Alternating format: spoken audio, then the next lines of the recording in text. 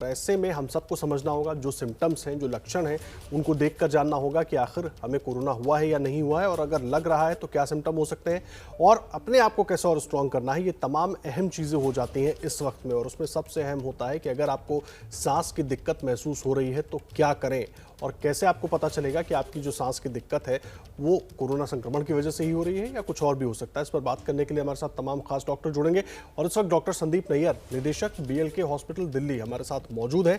Doctor Nayyar, बहुत स्वागत है आपका। शुरुआत में इससे करना चाहूंगा, जो फर्स्ट वेव थी सर, उसमें भी हमने यही देखा था कि सांस को लेकर लोगों को दिक्कत हो रही थी, लेकिन इस बार वो दिक्कत कई गुना बढ़ गई है। एक तो ऐसा क्यों है, और दूसरा, अगर हमें दिक्कत महसूस होती है तो कैसे हमें समझना होगा कि ये कोरोना की वजह से ही है?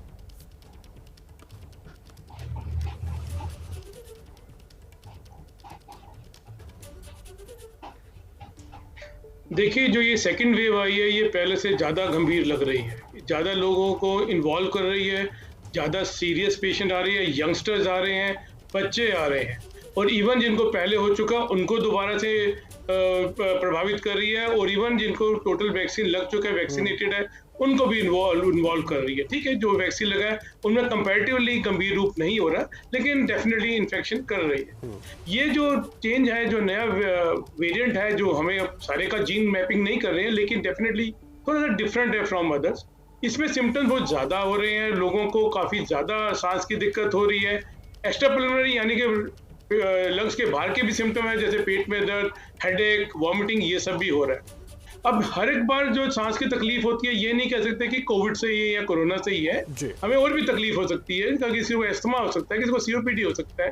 लेकिन सबसे इम्पोर्टेंट है कि पल्स ऑक्सीमीटर जो आजकल बड़े आराम से मिल जाता है, 1000 रुपए के आसपास का, वो अपने पास जरूर रखें, ताकि अपनी सैचुरेशन जरूर ध्यान रखें। अगर वो सैचुरेशन फॉल कर रही है, नॉर्मली एक आम आदमी की सैचुरेशन 97, 98, 99 होती है, लेकिन अगर वो सैचुरेशन फॉल कर रही है, किसी की 92, 91 हो गई है, कम हो गई है, तो इमीडिएटली ये आपको डॉक्टर से परामर्श करना है। कोविड में जो होता है, सिर्फ सैचुरेशन नहीं फॉल करती, सांस के साथ फीवर भी आने के चांसेस होती हैं, जी।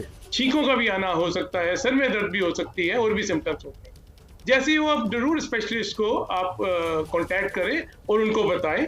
घर में अगर नेबुलाइजर है तो कोई हार्म नहीं है, अगर नेबुलाइजेशन एक आध एक्स्ट्रा ले लें। आपके पास जो भी दवाई पड़ी है, जैसे ब्यूटासिनाइड होती है, उसका बल्कि देखा गया है कि इवन कोविड में भी हेल्प करती है अगर नेबुलाइजेशन ले लेंगे। थोड़ा भाप ले ले, स्टीम सबके पास होती है, वो आपको हेल्प कर सकती है। लेकिन जरा भी दिक्कत हो, सांस की या सीने में जकड़न हो, तो इमीडिएटली आप किसी परामर्श करें किसी स्पेशलिस्ट से। जी, आप रहे हमारे साथ। डॉक्टर रजत अरोड़ा भी जुड़ गए हैं, MD हैं यशोदा हॉस्पिटल गाजियाबाद के, उनसे भी जानकारी ले लेते हैं। डॉक्टर रजत अरोड़ा, मैं आपका रुख कर रहा हूं सांस को लेकर। इस वक्त जो हम ये चर्चा कर रहे हैं, क्योंकि तमाम लक्षण हैं कोरोना के, और सांस को लेकर बड़ी दिक्कत हो रही है लोगों को, क्योंकि हर जगह ऑक्सीजन ऑक्सीजन ऑक्सीजन को लेकर हाहाकार मचा हुआ है देश के किसी भी शहर में। तो एक तो कैसे समझ में आए कि जो हमारी सांस में दिक्कत हो रही है वो, और दूसरा, कई बार लोग अफवाह हो या भ्रम में भी रह जाते हैं, तो कैसे देख रहे हैं आप जो इस वक्त सिम्टम्स आ रहे हैं?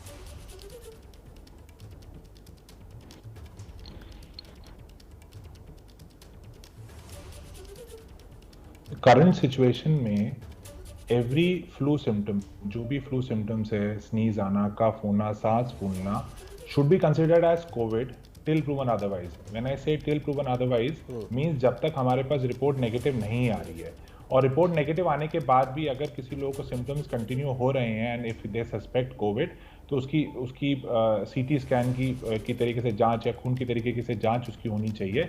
अगर वो सारी चीज़ें नेगेटिव हैं, उसके बाद ही हम उनको कोविड नेगेटिव बोल सकते हैं। So at this current point of time, and everyone, जितने भी लोग हैं जिनको बुखार या उस तरह के सिम्टम्स आ रहे हैं, उन सबको पहले अपने आप को कोविड से प्रोटेक्शन लेनी चाहिए, आइसोलेट कर लेना चाहिए जब तक रिपोर्ट नहीं आ रही है, and when they are proven negative, उसके बाद ही हम और बीमारियों के बारे में हमें सोचना चाहिए। ये इंपॉर्टेंट बात आप कह रहे हैं। जो रिपोर्ट्स हैं, सबसे पहले एक्सपर्ट से ज़रूर इस पर राय करनी चाहिए। मैं डॉक्टर नैयर आपका रुख कर रहा हूँ। मैं ये समझना चाहूँगा इसमें कि इस बार जो हम देख रहे हैं, ये जो अटैक हो रहा है, वो पहले सांस में दिक्कत हो रही है, फिर सीधा लंग्स पर पैच आ जा रहे हैं, जिस तरह से डॉक्टर रजत अरोड़ा भी कह रहे हैं कि टेस्ट ज़रूर कराना चाहिए। तो टेस्ट के बाद भी कई लोग नेगेटिव आ जा रहे हैं, और बाद में CT स्कैन में उनको दिक्कत पता चल रही है। तो ये वाला जो प्रोसेस है, ये वाली जो स्टेज है, इसको कैसे पार करें, क्योंकि इसमें बहुत सारी लापरवाही खतरनाक भी हो सकती है।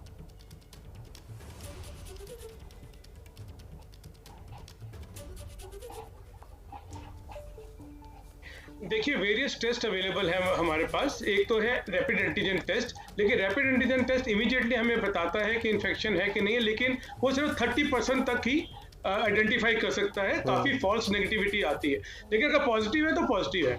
अगर वो नेगेटिव आता है और किसी को सिम्टम है तो उसको हमको क्रॉस चेक करना चाहिए, जिसके RT-PCR होता है। नाउ RT-PCR भी 100% नहीं बताता है। RT-PCR 70% के करीब तक बता सकता है, 30% तक फिर भी मिस हो सकते हैं जिनको असली में इन्फेक्शन हो। ना इन्फेक्शन के भी इमीडिएटली बाद कोई पॉजिटिव नहीं आता है, कम से कम 4-5 दिन लग जाता है उसको पॉजिटिव आने में। सिमिलरली जो सीटी स्कैन है वो भी ऐसा नहीं है कि आज इन्फेक्शन हुआ है तो आज ही सीटी में चेंजेस आ जाएंगी। सीटी स्कैन तो हम एडवाइस करते हैं कम से कम 7-8 दिन बाद करें, जब चेंजेस पता भी चलेंगे कि है कि नहीं है।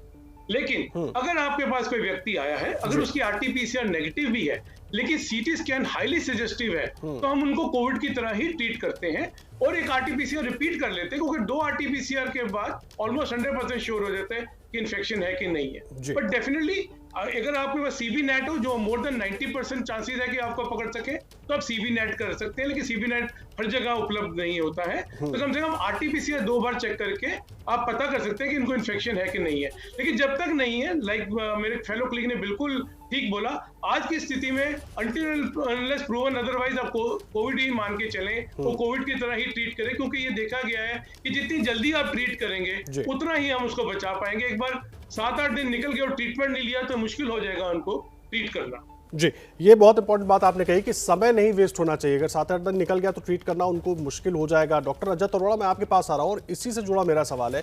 ऐसे कई लोगों को मैं जानता हूँ जिन्होंने कोविड टेस्ट कराया, रिपोर्ट आने में 3 से 4 दिन लग गई, फिर उन्हें लगा कि हम सेल्फ आइसोलेट हो जाते हैं, लेकिन उसके बाद अचानक सांस उखड़ने लगी, फिर वो हॉस्पिटल पहुंचते हैं। इस प्रोसेस में नुकसान ज्यादा होने के चांसेस हो जाते हैं, एक। और दूसरा, इसके अलावा और क्या कुछ सिम्टम्स आप लोग देख रहे हैं जो मरीज हॉस्पिटल में आ रहे हैं?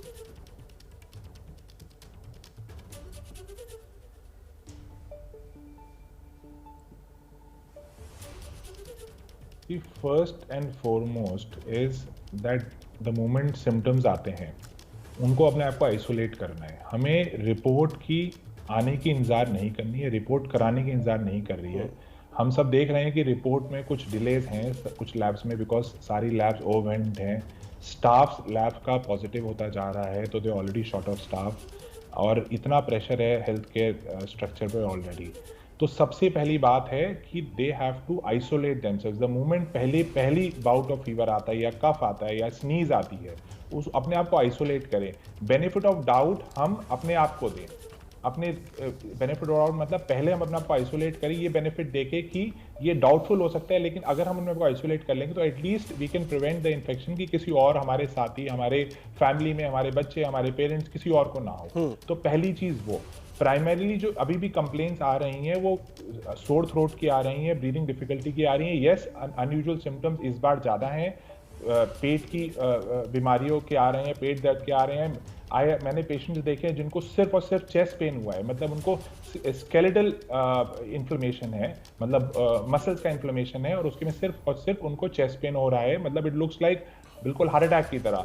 उसके अलावा ब्लीडिंग हो रही है, पीछे के रास्ते से ब्लीडिंग हो रही है। इस तरह के सिम्टम्स आ रहे हैं, लेकिन हमें जानकारी होनी चाहिए मैक्सिमम जो सिम्टम्स आएंगे। We will not go wrong अगर हम अपने आप को सोर थ्रोट, बुखार और अपने आप को अगर ब्रीदिंग डिफिकल्टी, उससे अगर हमने आपको आइसोलेट कर लेंगे, I am telling you we will not go wrong, because at this point ये कोविड ही है टिल प्रूवन अदरवाइज। जी, ये बहुत अहम बात आप कह रहे आप दोनों हमारे साथ बने रहे। साथ ही साथ हमारे साथ मैक्स हॉस्पिटल से डॉक्टर आशीष जैन भी जुड़ गए हैं, सीनियर कंसल्टेंट हैं, उनके पास भी चलेंगे। एक छोटे से ब्रेक के लिए रुक रहे हैं। बहुत अहम चर्चा जा रही है और आपके लिए जानना बहुत जरूरी है कि सांस को लेकर क्या कुछ दिक्कत हो रही है, तो ऐसे में आपको क्या कदम तुरंत उठाने चाहिए। हमारे साथ जो पैनल मौजूद है यही जानकारी वो आपको दे रहे हैं एक एक पॉइंट के हिसाब से कि क्या कुछ करना चाहिए। एबीपी न्यूज पर हमारी बड़ी मुहिम कोरोना से जंग डॉक्टरों के संग लगातार जारी है और हमारे साथ देश के जाने माने डॉक्टर्स का पैनल इस वक्त एबीपी न्यूज पर मौजूद है और वो आपको ये बताने की कोशिश कर रहे हैं कि अगर सांस लेने में आपको दिक्कत महसूस हो रही है तो क्या कुछ कदम उठाना चाहिए आपको, ताकि आप अलर्ट रहें और किसी भी दिक्कत से आप भविष्य में बच पाएं। हमारे साथ डॉक्टर आशीष जैन मौजूद हैं, डॉक्टर संदीप नैयर और डॉक्टर रजत अरोड़ा मौजूद हैं।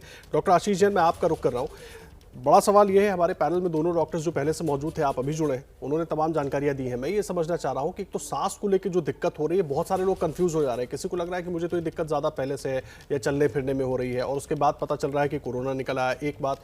और दूसरी बात ये भी समझना चाहेंगे सर, ये रेमडेसिविर को लेकर और रेस्पिरेशन को लेकर क्या संबंध है, क्यों इसको लेकर इतनी मारामारी मची हुई है?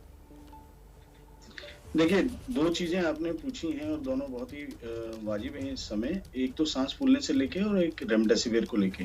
सबसे पहले मैं 2-3 चीज़ें आपके माध्यम से आपके दर्शकों तक पहुंचाना चाहूँगा, जो पिछले कुछ दिनों में और पिछले 1 साल में जो हम वीडियो कंसल्टेशन और जो पेशेंट्स के साथ कंसल्टेशन कर रहे हैं, उसमें जो मेरे को परेशानी मिल रही है और बार-बार दिक्कतें आ रही हैं, मेरे को अगर आप 30 सेकंड देंगे, 1 मिनट देंगे, तो मैं वो बात पहुँचाऊँगा।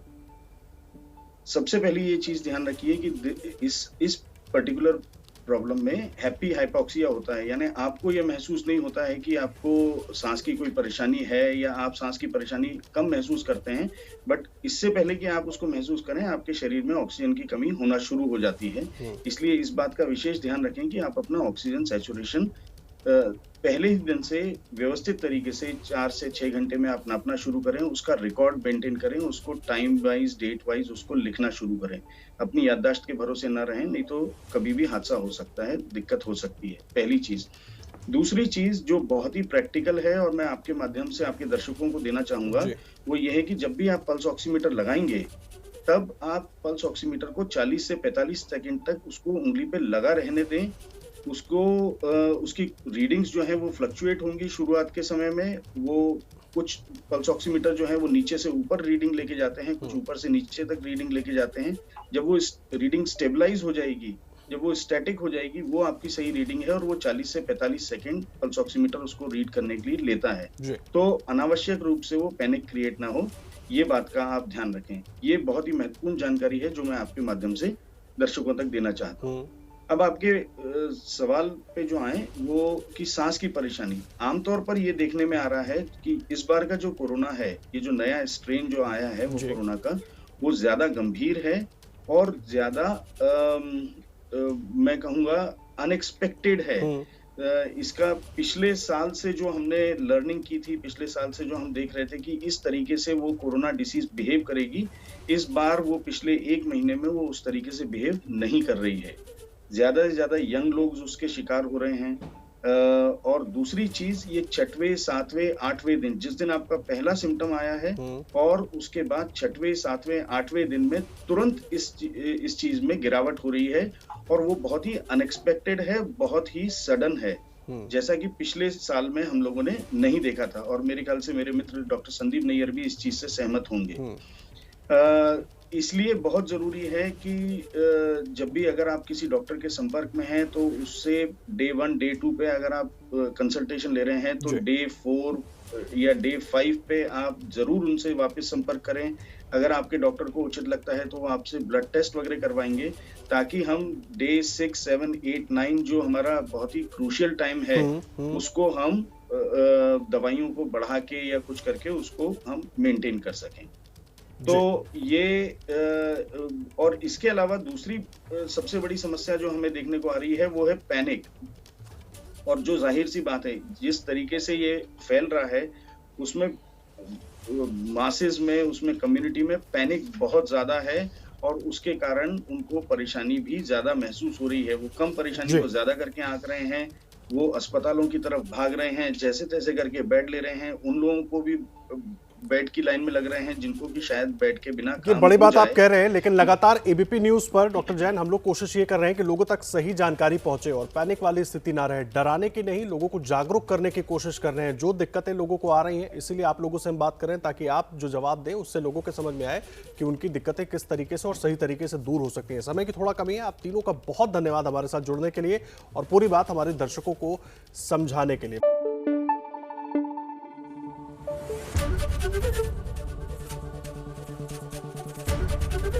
एबीपी न्यूज आपको रखे आगे।